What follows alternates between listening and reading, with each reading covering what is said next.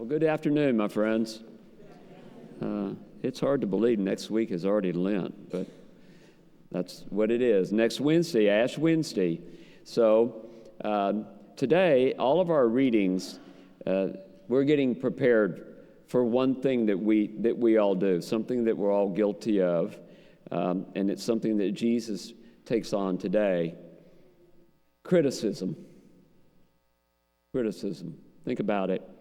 What were the last words that came out of your mouth before you came into Mass today? Just think about it. How many morons or idiots did you pass on the road?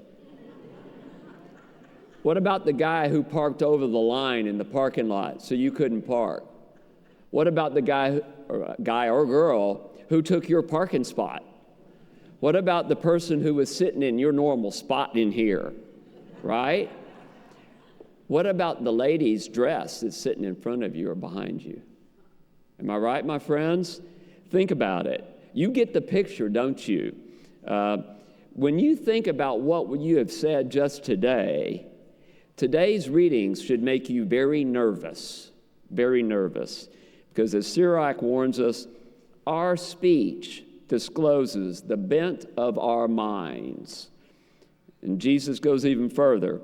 From the fullness of your heart, the mouth speaks.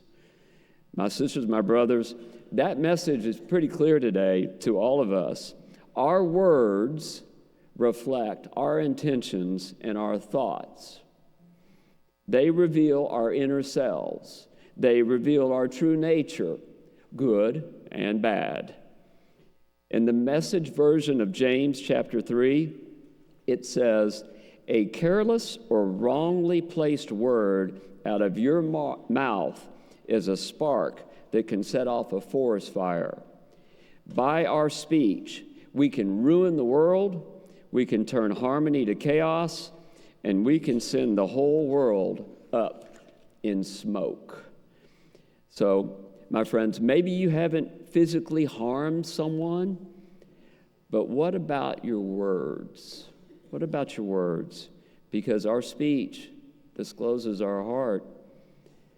What can be more damaging to someone's own confidence than the things we say? In the words of the great band In Excess, words are weapons sharper than knives. Every single one of us has the devil inside. My friends, when you criticize, you attack a person's character.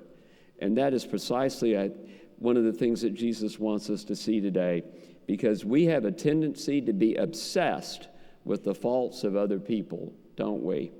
We don't look at ourselves, we look at other people.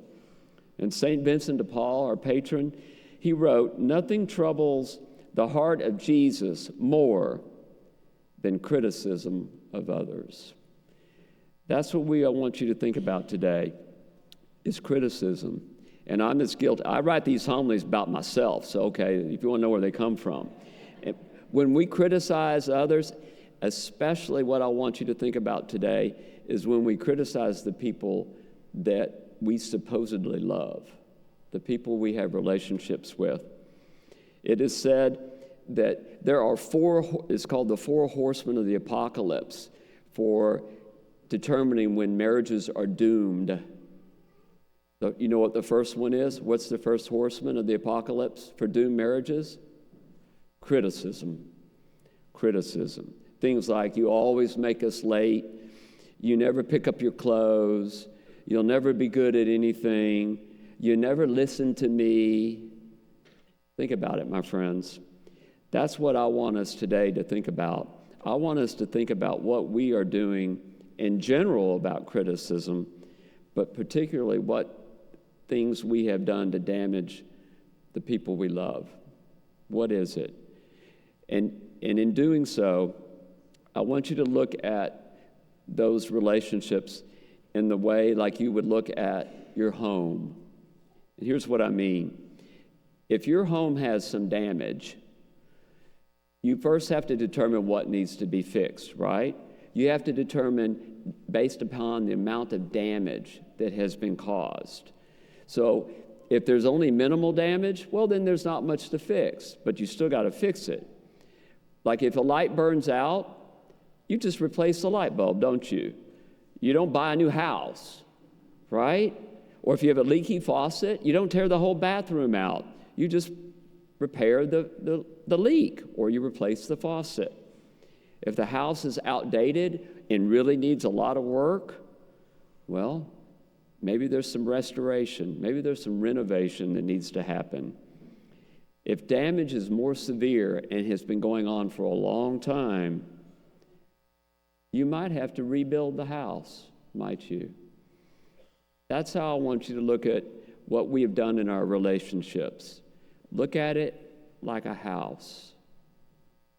What has been done, and what needs to be fixed. So the first thing we have to do, in order to do this, we have to determine what damage has been caused. And then the next thing, what do we need to do to fix it? And then the last thing is, you actually got to fix it. You can't just determine and then what needs to be done and then not do anything. Am I right? So the first thing I want you to think about, what is it? Analyze the damage. You and your spouse, let's say it's your spouse or the other person in the relationship, you must calmly, carefully analyze what's happened. What damage is caused to our relationship? And it requires you to work together. You have to work together on a plan. And you don't just address your concerns, you have to address theirs, because they're the ones that you've inflicted the damage on. And it starts with looking at you. Don't just say, well, I need you to change 1, 2, 3, 4, and 5, right? No. You need to change 1, 2, 3, 4, and 5. And if you don't know what you need to change, then ask your spouse. She'll tell you, or he'll tell you, because they know. They'll be glad to tell you, won't they? That's what we have to do. We have to analyze what has happened. What have our words done in that relationship? Because you have to start with them. You have to ask them, what has happened? What have I done? And what do we need to fix? And the second thing is, you want to make sure that once you determine what you got to fix, what do you need to do exactly to fix it? What is it? What's the repair that's necessary? So if your garage door doesn't work, do you tear your garage down? No. You fix your garage door, just like I said earlier.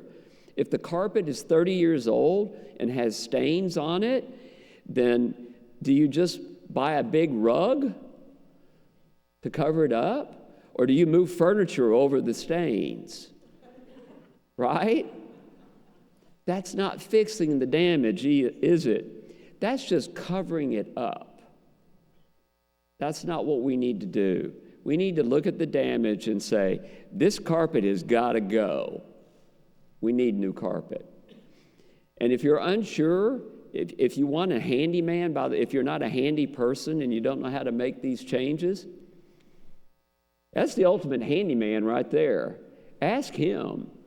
Ask him in prayer, Jesus, what do I need to do to repair this damage? That's the guy you call first if you want it done right. That's where we start. And the last thing, you've determined the damage, you know what needs to be fixed. Do it. Don't just talk about it. Do something. Do the work. Because they say time heals all wounds. Bull. Time does not heal all wounds. Wounds don't go away just because time has passed. In fact, frankly, wounds get deeper. Wounds get worse. The damage goes deeper into the relationship. That is the hard work. It doesn't look easy, and it may not be easy, but you have to do the work, because if we don't, it'll just keep going. So, my friends, as you think about this, I want you to consider what our words do to people. What do your words do to people? There's a true story. Mary Ann Burt was born in 1928 with a cleft palate. Everybody know what a cleft palate is? Basically, deformed mouth, deformed nose. And basically, she was constantly, back then they didn't do the surgery very much, constantly criticized, constantly ridiculed, not only at home, but at school and in the neighborhood. She was convinced nobody loved her, convinced. And school was especially bad, right? Among all the other little kids, every day they made fun of her. Every day they criticized this poor little girl. And so, second grade, she got a new teacher, Miss Leonard. And Miss Leonard, back then, their method of determining if you had a hearing problem was called the whisper test. The teacher would whisper in your ear, in both ears, and you had to repeat what the teacher said. Yeah, they didn't have audiologists back then, or they did. This was a simple test at school. And so the teacher, Miss Leonard, administered this test where she whispered in all the kids' ears, and they had to repeat back. So Mary Ann, the girl with the cleft palate, was the last one. Teacher came up, and the words she heard changed her life. That teacher just whispered to her, "I wish you were my little girl." That empowered her. That empowered her to know that she could be loved. That empowered that girl to know and to go on to be an author and a teacher herself. She wrote, "I waited my whole life for those words that God must have put into her mouth. Those 7 words changed my life forever." My sisters and my brothers, do you see what our words do? Do you see the criticism that we inflict on other people? So if you're sitting there thinking, well, I hope my wife or my husband sitting next to me is hearing this. I hope they're paying attention and taking this in today, right? Well, let me tell you what you should be thinking. What am I going to do about it? What do I need to do? How many times in this past week have I criticized my wife or my husband or my children or my friends? How often do I examine my own conscience? So as we're about to begin Lent, let's spend some time. Instead of giving up steak or wine or chocolate or fill in the blank, why don't we give up something that actually is meaningful, that actually shows love? Why don't we give up criticism for everyone? Why don't we seek God's advice and say, help me stop doing this? Because not only for Lent, this is something we always have to do. It is said that our words can either be fire or water. When they're fire, they destroy. But when they're water, they purify, they're refreshing, and they're life-giving. That's what we need to decide, my friends, today.